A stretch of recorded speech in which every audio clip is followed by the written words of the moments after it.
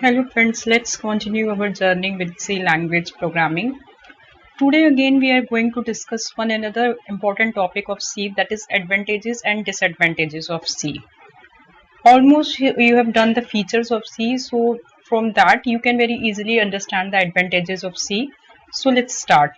The first advantage is mostly you should know why C is so important. It's the list of advantages due to this it is very popular language. आज normally C जो है अपने advantages के कारण किया है, ये इसके इतने advantages हैं जिसके कारण आज भी ये जो है suitable है किन के लिए, beginners के लिए जो अपने programming फर्स्ट स्टेज की प्रोग्रामिंग पे होती हैं. तो दैट मीन्स इसके एडवांटेजेस ही इसको पॉपुलर बनाने का मेन रीजन है. सो इसका फर्स्ट मेन जो एडवांटेज है that is easy to learn. C language में जो सिंटेक्स क्या चीज होती है मैंने बताया था, way of writing a program. जो सिंटेक्स है, जो वर्ड्स इसमें यूज हुए हैं that is common to your normal English.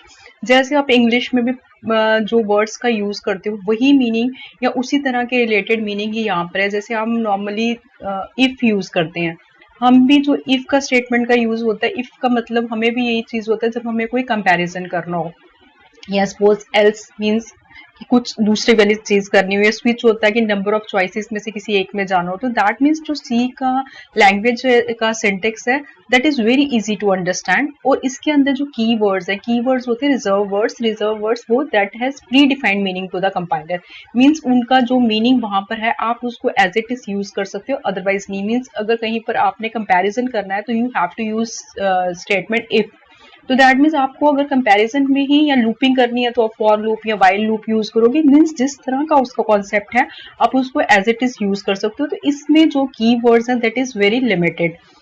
Alright, and this kind of keyword we are all normally जो ये कीवर्ड्स हैं this is very common to our daily life. That means इनके जो मीनिंग्स हैं वो हमारी कॉमन जो डिस्कशंस होती हैं उसी से मिलते हैं, उसी से उसका मीनिंग अराइव होता है. सो the first advantage is clear to you that C language syntax is very easy to understand.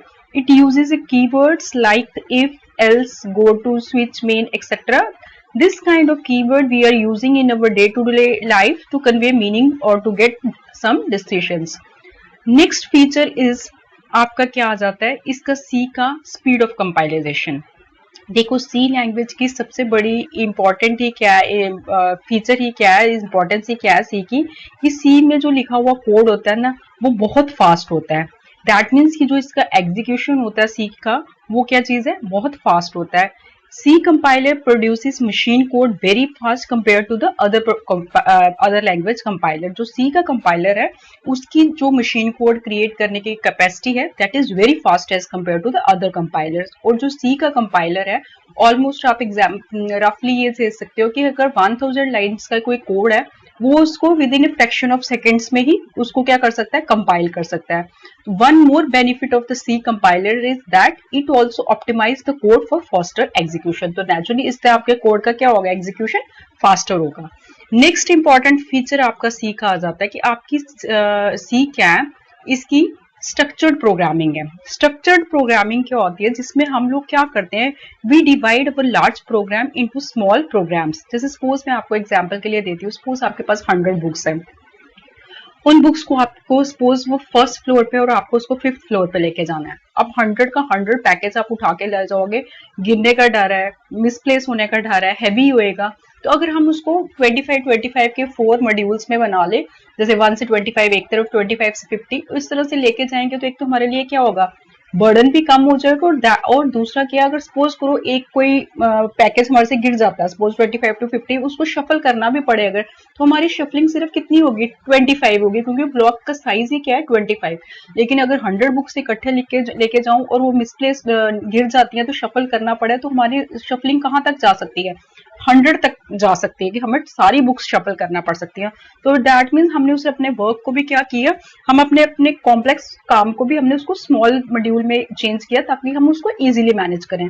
तो जो आपकी स्ट्रक्चर्ड प्रोग्रामिंग होती है उसको कॉन्सेप्ट ही क्या होता है कि उसमें हम क्या करते हैं, we divide our large program into small programs. उन स्मॉल प्रोग्राम्स को सी लैंग्वेज में क्या कहा जाता है, फंक्शंस. और सी लैंग्वेज में क्या चीज होता है, prime focus is on functions and procedures that operates on data. इसका मेन फोकस ही किस पे होता है, आपके फंक्शंस और प्रोसीजर्स पे होता है, जो किस पे ऑपरेट करते हैं, आपके डाटा। डाटा क्या होता है, raw material given to the system. Data moves freely around the system from one function to another. अगर एक से दूसरे में मूव करना है, जैसे सपोज आप एडिशन ऑफ टू नंबर्स का रिजल्ट निकाल रहे हो और वो उसको सपोज किसी और फंक्शन में उसका रिजल्ट यूज कर रहे हो, तो इजीली एक से दूसरे में आपका फंक्शन जो है इसको इजीली यूज कर सकते हैं, इजीली मूव कर सकते हैं। और इस तरह का प्रोग्राम जो स्ट्रक्चर होता है वो किस तरह की अप्रोच को फॉलो करता है, टॉप डाउन अप्रोच। मीन्स सबसे पहले पहली वाली लाइन, सेकेंड लाइन, थर्ड, इस तरह से टॉप टू डाउन। नेक्स्ट इसका एडवांटेज आपके पास क्या है कि देखो, जैसे मैंने आपको बोला कीवर्ड्स, कीवर्ड्स मैंने आपको बताया क्या होते हैं, रिजर्व वर्ड्स होते हैं जिनका प्री डिफाइंड मीनिंग होता है। मीन्स कंपाइलर को आगे ही पता है कि अगर आपने इफ लिखा है तो इसमें ये काम करना, अगर एल्स लिखा हुआ तो मीन्स अगर स्टेटमेंट फॉल्स होगी तो नीचे वाली यूज करनी। मीन्स ऑलरेडी उसको कैसे काम करना है, already you have defined that. तो उस तरह के जो वर्ड्स हैं, उस तरह के जो की वर्ड्स हैं जिनको रिजर्व वर्ड्स या प्री डिफाइंड वर्ड्स कहा जाता है, वो टोटल कितने 32 हैं। दैट मीन्स 32 कीवर्ड्स को याद रखना और 32 कीवर्ड्स का फंक्शन को याद रखना, that is easy for you. तो दैट मीन्स इसमें जो ये वर्ड्स हैं वो कि उनका मीनिंग और ऑलमोस्ट उन जो वर्ड्स हैं उनका मीनिंग, जैसे मैंने आपको ऑलरेडी बोला, आपके अपनी कॉमन कन्वर्सेशन से भी मिलते जुलते हैं। नेक्स्ट इसका इंपॉर्टेंट एप्लीकेशन एडवांटेज आ जाता है कि सी आपकी एक मिडिल लेवल लैंग्वेज है। देखो मिडिल का मतलब भी क्या होता है, जो लो और हाई के बीच में हो। मीन्स ना बहुत ज्यादा लो ना बहुत ज्यादा high, means medium. That means ऐसी लैंग्वेज, ऐसा फीचर जिसमें क्या हो कि अगर आप चाहते हो कि लो लेवल तक जाना चाहते हो, मीन्स आप उसकी मेमोरी पार्ट तक जाना चाहते हो, मीन्स लो लेवल तक की प्रोग्रामिंग करके कोई सॉफ्टवेयर डेवलप करना चाहते हो, तो you can do that also. और अगर आप चाहते हो कि आपको उसको इनर पार्ट तक जाने की जरूरत नहीं, आप सिर्फ ऊपर से ही वर्क करना चाहते हो, दैट मीन्स आप उसको हाई लेवल की तरह भी यूज कर सकते हो।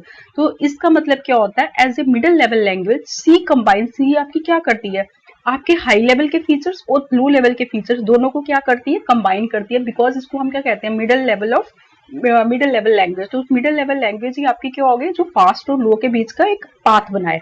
It can be used for low level programming, जैसे आप क्या चीज करना चाहते हैं, स्क्रिप्टिंग लिखना चाहते हैं ड्राइवर्स के लिए, कर्नल्स के लिए। और it also supports functions of high level programming such as scripting for software application. तो आप जिस तरह का यूज लेना चाहते हो आप इससे ले सकते हो, इसमें दोनों फैसिलिटीज अवेलेबल हैं। नेक्स्ट इंपॉर्टेंट एप्लीकेशन इसका क्या आता है कि ये आपकी लैंग्वेज असेंबली, पहले असेंबली लैंग्वेज होती थी जो सबसे फास्ट कही जाती थी, बट असेंबली लैंग्वेज के बाद जो लैंग्वेज आई जिसको सबसे फास्ट कहा जाता है, दैट इज सी लैंग्वेज। तो दैट मीन्स असेंबली लैंग्वेज के बाद जो सबसे फास्ट लैंग्वेज है वो सी को ही माना जाता है। इसलिए इसको हम नॉर्मली क्या कहते हैं, ये बाकी सब लैंग्वेज से फास्ट है, क्योंकि सी लैंग्वेज में क्रिएट की गई एप्लीकेशन की प्रोसेसिंग भी बहुत क्या होती है, फास्ट होती है। नेक्स्ट इंपॉर्टेंट एप्लीकेशन इसका क्या है, पोर्टेबिलिटी। अब देखो पोर्टेबिलिटी का सिंपल एग्जांपल आप कंप्यूटर से और लैपटॉप से देख सकते हो। जैसे आपका पीसी है, अब पीसी में सीपीयू लगा हुआ है, मॉनिटर लगा हुआ है, कीबोर्ड लगा हुआ है, इतनी सब चीजें हैं, और इसको अगर आपने एक जगह पे दूसरे जगह पे लेके जाना हो आपके लिए इजी नहीं है। वेयर एज लैपटॉप हो, आपने उठाया उसको एक जगह से दूसरी, ऐसी चीजों को भी आप पोर्टेबल, इन्हीं चीजों को आप पोर्टेबल कहते हो ना नॉर्मल लाइफ में भी, जिसको आप इजीली एक जगह से दूसरी जगह पोर्ट कर सकते हो, मीन्स एक जगह से दूसरी जगह मूव कर सकते हो। वही फीचर आपका पोर्टेबिलिटी का होता है जो आपका फीचर सी में है। सी में पोर्टेबिलिटी है, दैट मीन्स सी पोर्टेबल लैंग्वेज है।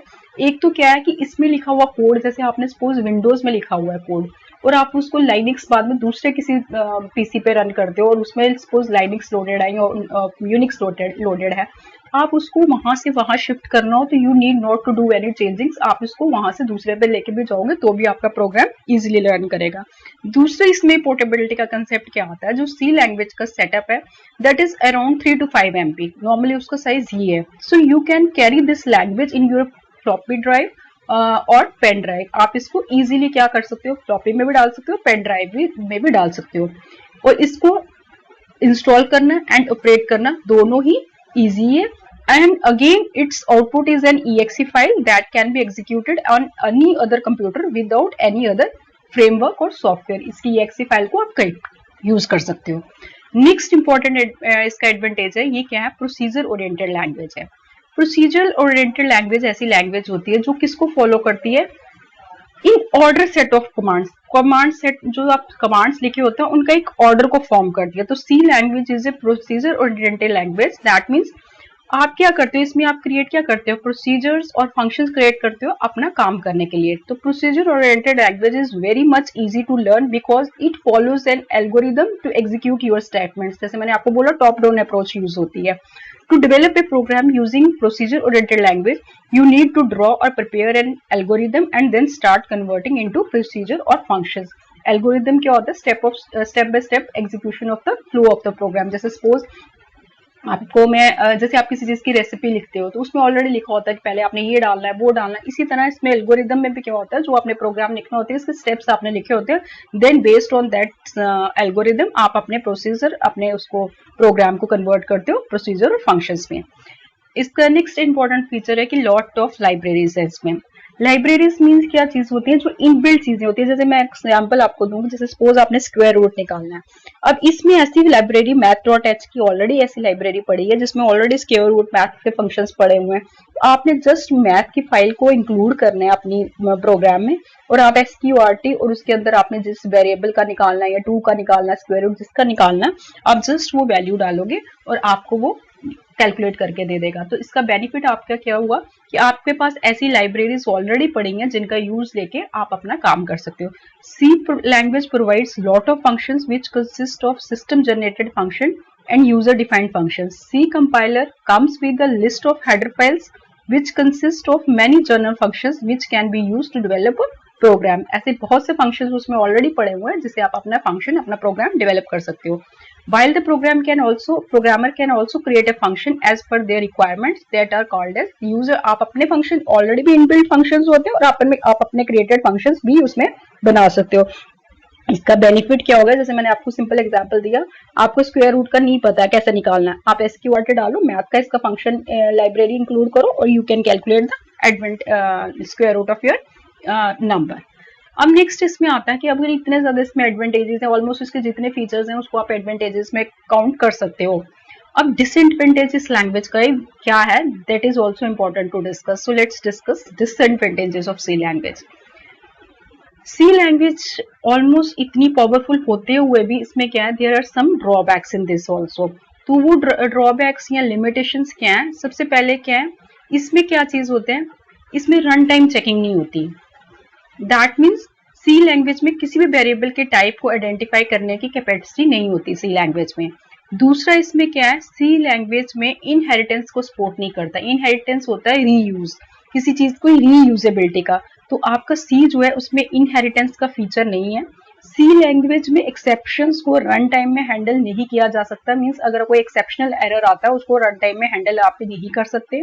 दूसरा, सी लैंग्वेज आपका ऑब्जेक्ट ओरिएंटेड प्रोग्रामिंग को भी सपोर्ट नहीं करता, जिसमें क्या होते हैं आपके क्लासेस, ऑब्जेक्ट्स होते हैं, इंटरफेसेस होते हैं, वो ये भी सपोर्ट नहीं करता। और नेक्स्ट इसमें एक और डिसएडवांटेजेस क्या है कि इसमें नेम स्पेस फीचर भी नहीं होता। नेम स्पेस फीचर क्या चीज होती है, जिसमें आपका क्या है कि एक वेरिएबल को आप क्या चीज कर सकते हो, दोबारा यूज नहीं कर सकते within one scope. That means C does not provide name space features, so you can't be able to use the same variable name. आप सेम वेरिएबल का नेम अगेन नहीं यूज कर सकते in one scope. If name space features are available, जिन चीजों में, जिन languages में नेम स्पेस फीचर्स होता है वहां पर क्या फैसिलिटी होती है, यू कैन एबल टू री use the same variable name. आप उसमें सेम वेरिएबल को यूज कर सकते थे। तो ऑलमोस्ट ये जितने भी एडवांटेजेस और डिसएडवांटेजेस ऑफ सी थे, वी हैव डिस्कस दिस। उसके बाद हम इसके नेक्स्ट इंपॉर्टेंट जो भी टॉपिक होगा, will discuss that. Thank you so much.